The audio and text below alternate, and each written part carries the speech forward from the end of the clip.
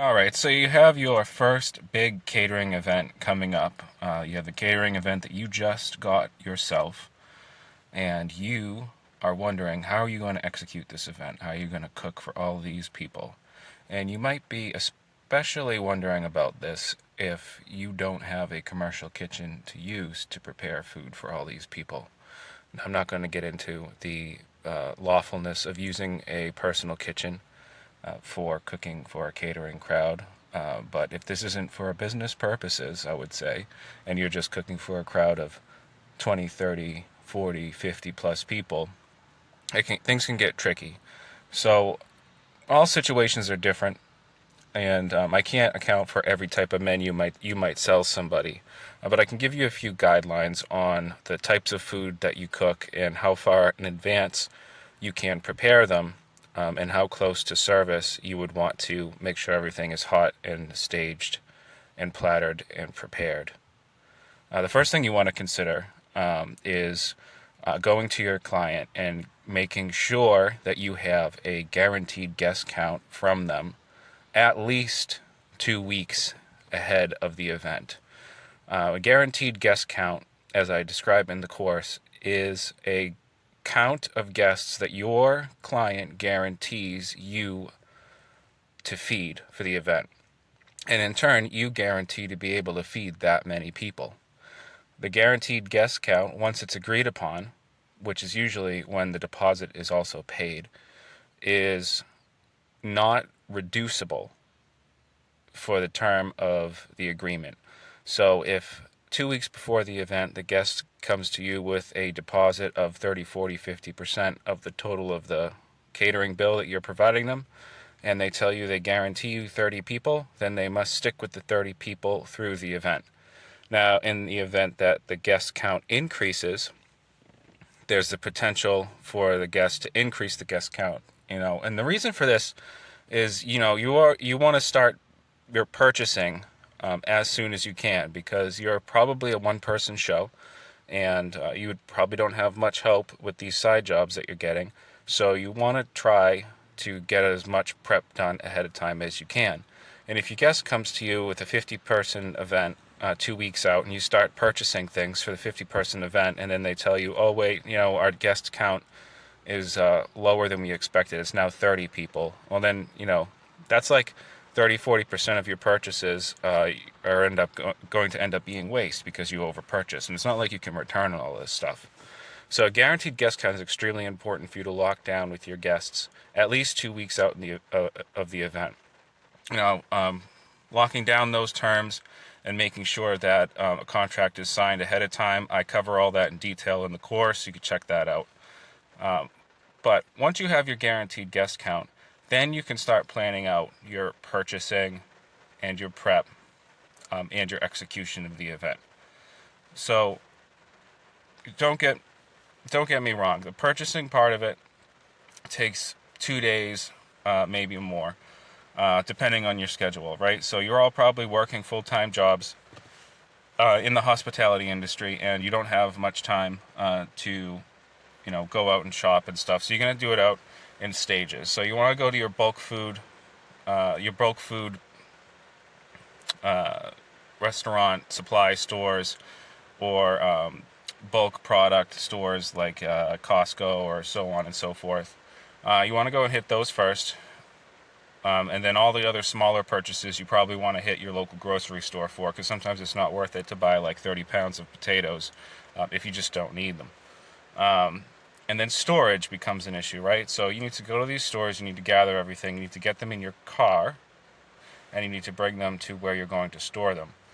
Do you have anyone in your network that has refrigeration that you can use, commercial refrigeration? Please reach out to them. You've been in the industry for so long, maybe there's someone that can help you out.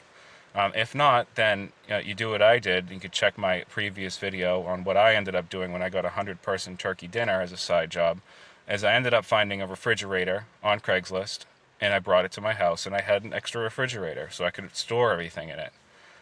That's something that you need to consider, and you need to figure that out, because you're not going to get by without good refrigeration for the food that you're going to prep.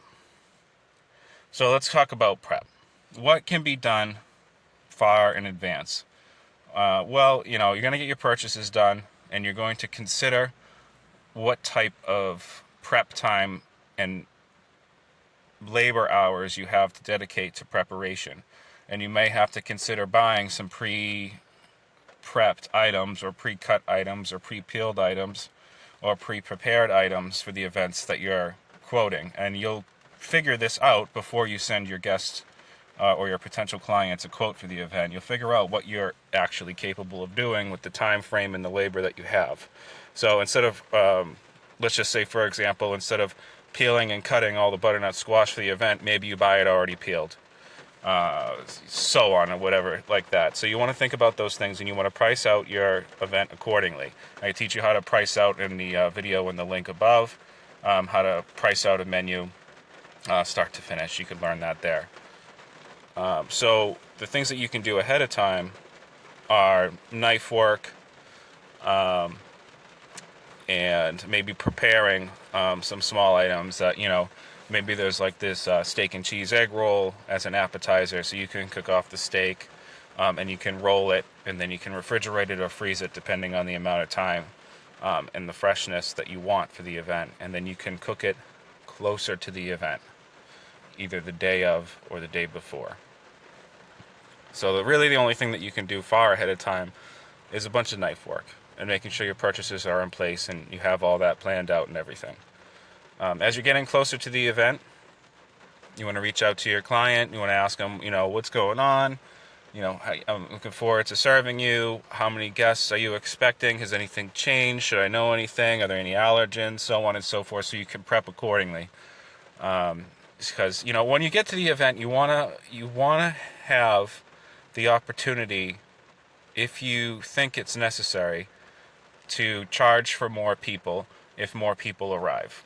So I want you to be in constant communication with your client and let them know, like, hey, we're probably going to be around 50 people for the event. There might be a few more guests. I don't know. But when you get to the event on the day of, you want to be prepared to feed more people if more people arrive. Not too many more, because you don't want to lose out money.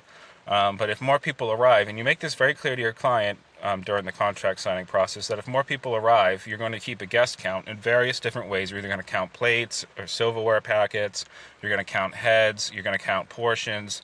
You're going to do it in a few different ways to make sure it's, on an even keel. And if like 10, 20 more people show up for an event and you are able to feed them all, then you can charge per person more for each mouth you fed. Now, if it's only like a couple people and you don't feel right, it's up to you on how you want to take it. If you want to charge the person for the additional 2 or 3 people that ate at the buffet, that's up to you. I wouldn't, but if it's a significant amount of people and they ate a significant amount of food and you had food to accommodate them, then you might want to charge them more. As long as they know this up front before you had the contract signed with them and you wrote it on the BEO. So now we're going to get into cooking for the actual event. So let's talk about the starch portion of menus, right? There are a few things that you cannot prepare ahead of time without dramatically losing the quality. So the day of the event, especially if you're working in your own personal kitchen and not a commercial kitchen, you need to make sure you are up early and you're going. Because you're not going to be making the day before. You're not going to be making the rice or the rice pilaf. You're definitely not going to be making the mashed potatoes the day before. You're not going to be roasting off vegetables the day before. You're going to be doing all this stuff the day of. If you don't, then the quality decreases dramatically. The rice gets dry. The mashed potatoes become a pain to reheat because you have to add so much more liquid to it, which is probably going to be like cream and milk, just to get it right back to the consistency you need. And you need a huge pot to do that. You can't just throw it in the oven, in my opinion, or it'll just dry out.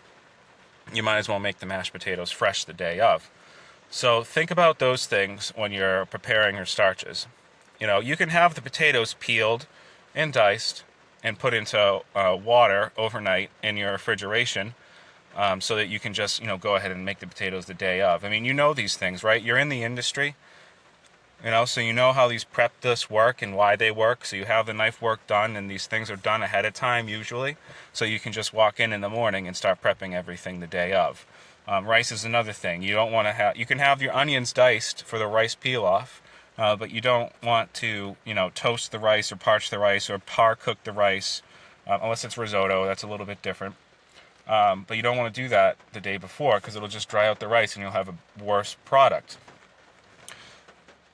And when it comes to storage, you know, depending on the style of the event you're doing, you're most likely going to be doing some sort of disposables type of event. And you might have the opportunity to borrow some permanent chafers from some of the people in your network. But you can use the disposable trays. It's probably the most efficient thing for you. Those disposable aluminum trays, you can buy them by the case, either online or whatever. You know what I mean? The hotel's pan-sized trays. So you want to sort of store everything as a standard in those hotel pans. So you can cook the rice in those aluminum hotel pans, and you can store the mashed potatoes in those aluminum hotel pans. And you can even roast in some instances on those hotel pans as well. But if you're using a home oven, you can only really efficiently fit 2, maybe 3 of those hotel pans at a time in the oven, and it won't cook as well as a commercial oven. So always consider those things. You're going to have to plan out your day of prep to make sure that you can accommodate for the oven space that you have. And then once all your stuff is finished roasting or cooking or anything like that, you need to store it warm. You can use that oven to store things warm in if you put it to like 290 or 265 or 200, 165, 190 or 200 degrees. You can store your food completed in your oven at home, but you're going to be needing it for cooking more items. So when your events get large enough, I recommend that you spend the money. It's about $200. You can get some of those black styrofoam Cambro hotel pan carriers, and those hold food very, very, very hot for hours. And they're a lifesaver when you're working with limited space for warming and heating. So those are the starches. And then the vegetables that you're going to prepare, like let's say if you're just roasting off everything, maybe you can consider blanching and shocking the vegetables beforehand so that the roasting time decreases the day of the event. So the day before you could blanch and shock, or even 2 days before you could blanch and shock the broccoli or the Brussels sprouts or the carrots that you're roasting off in the oven, so that all you have to do is really get them tossed in oil, salt, and pepper or whatever and roast them off in your home oven at home. You know they're already tender, you just need to get the color on them, right? So you want to keep the oven uncrowded so you can get the nice color on those carrots, and then stick them in that Cambro carrier for transporting to the event. Otherwise, if you're just sort of serving like, you know, steamed broccoli or whatever, you know, you could blanch it, shock it, and then you can reheat it either at the event. If you have like a Bunsen burner or a camping burner with some water, you could drop it, and then you could drop it in the water and then toss it in a large bowl with olive oil, salt, and pepper, and then put it on the buffet. That's a great way to do it. Or if you're serving roasted vegetables, which I find a little bit easier on buffets where you don't have kitchen space to work in at the event itself, I find it easier just to have the vegetables roasted off ahead of time, and you just put them out hot from your Cambro carrier onto the buffet on the hot chafing dish, and you replenish as people go through the buffet. Good, so we did starches, we did vegetables. Now we'll talk about the meat. So meats, you know, that's the most expensive part of the dish. You don't want to screw this up, and your client doesn't want you to screw this up either. So what can you do about meat? Let me relate a story to you, a little bit about that 100-person turkey dinner that I did. So it's turkey. It's a bit different than like, you know, pork or beef, because you're not going to be cooking this to like, you know, medium or medium rare. The turkey's getting cooked all the way. So a day or two before the event, I had used a commercial kitchen that I had access to cook off all these turkeys, all the turkeys, and then I cooked them fully and deboned them and sliced them, and I spent the rest of the next day staging the portions of turkey. So instead of the way that I planned it out is that I would have 120 portions of scoop of stuffing on the bottom, and some of the darker meat of turkey piled on top of the stuffing, and a couple slices of turkey on top of that. And that was placed in like 12 portions per hotel pan, right? And I had so many hotel pans or whatever of turkey. So I knew exactly how many portions of turkey I would give to this event. So I could be able to count the portions of turkey.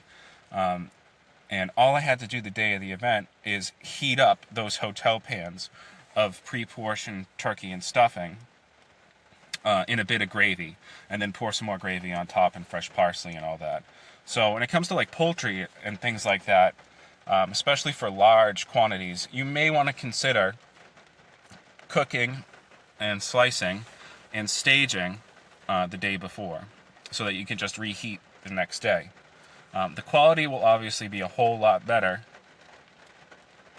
The quality will be marginally better if you could cook it the day of and slice it. But you also have to consider, like, you're going to cook the turkey, you have to let it cool, you have to debone it, you have to slice it, you have to put it in a hotel pan, and you have to reheat it again, and you have to do all that the same day. You're probably not going to be able to do that depending on the amount of time and manpower you have to execute the event. So consider those things. When it comes to beef, I've been asked, should you par cook the beef ahead of time, so on and so forth. When it comes to like beef and pork and chicken, and even chicken too, you want to marinate way ahead of time, just to make that quality a lot better. With the exception of chicken, you don't want to cook the beef ahead of time. You can probably sear it off and get that nice browning on the outside, or par grill it to get the grill marks on it, right? So if you're doing grilled steak tips or whatever, you can sear it off on a grill, or even a commercial grill if you have access to it in a commercial kitchen, and just like grill off all this steak ahead of time. And then with your limited space that you have to work with, you can bring it up to temperature the day of the event. Now consider, the transport time and where it's going. You may not be able to achieve medium rare all the way from where you are to where you're going, but you need to make sure you hash this stuff out with the client ahead of time before getting to signing the contract, to find out whether or not they have the grill or the kitchen space for you to use to heat up the steak or whatever at the event. So medium rare might not be possible. You got to just talk to them about that and make sure you understand what to do. All right, so that's sort of my overall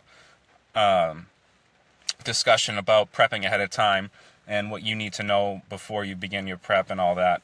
The next thing I want to cover, and the last thing I want to cover, is the actual is the actual setup of the event.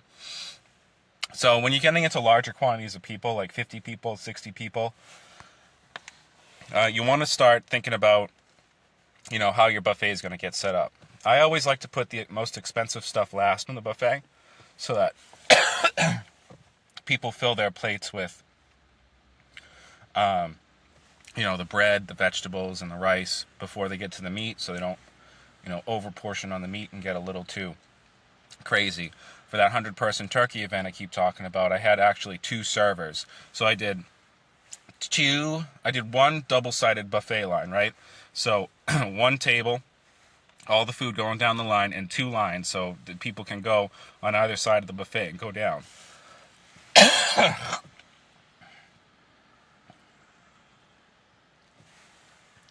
And then at the end of the buffet, I had 2 servers who I paid, like $200 each. And all they did was serve the portions of turkey, so that no one came through and did 2-3 portions of turkey, because they're serving themselves. So the servers served it. And that way you can control the portions more. So the one thing I want you to take from that is, if you're dealing with something that you can sort of control the portioning of, you could have someone serve the food for you. If you're not so much worried about that, the other thing you want to consider is the amount of buffet lines that you have available.